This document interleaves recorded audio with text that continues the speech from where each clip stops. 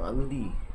So in this video, i-discuss na ko ang relevant, irrelevant, and control or comparison questions. So may mga tanong sa polygraph or sa lie detection wherein itong tatlo, di ba? Yung pinaka kailangan or need para makakuha ng mga responses or reaction sa polygraph examination. So first is ang relevant. So second is itong irrelevant wherein tinatawag din nilang neutral questions. Then ang ikatatlo is yung control or comparison question. Pareho lang yan sila. Yung control noong old term niya, diba? Yung old term yung control. Ang comparison is ito yung new term niya. So ano yung pagkakaiba nila? So once we say relevant questions, ito yung questions which are related to the facts or issue. So facts or issue ang ginamit ko kasi hindi naman ang polygraph naman is hindi lang sa crime magagamit. So if these questions are related to the facts or issue, so relevant yan. So for example, did you kill Juan de la Cruz, diba? So ganyan yung question sa relevant.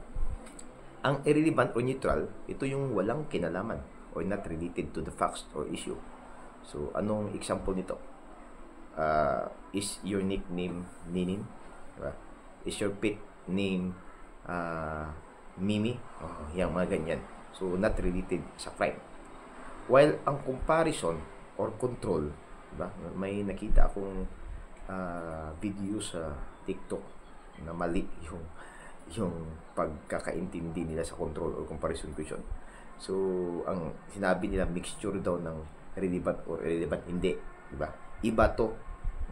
Ang control or comparison question ay ito yung mga wrongful acts na nagawa ng subject noong unang panahon, di ba? So ginagamit ito to compare the reaction niya sa relevant na tanong. So if ang relevant is makakuha tayo ng mga specific response or katong mga deviation from the normal response ng tao, then ang yung irrelevant is makakuha tayo ng normal response ng tao. Itong control or comparison question, specific response din, wherein division din ng normal response ng tao, but hindi siya relevant kasi hindi siya related sa facts and issue, but ito yung mga wrongful acts na nagawa ng tao sa mga past na years, past na months. So bakit ito sinasali? Sir, na relevant lang man yung importante, hindi. Sa polygraph examination, kailangan mong i-compare ang specific response ng relevant at comparison question.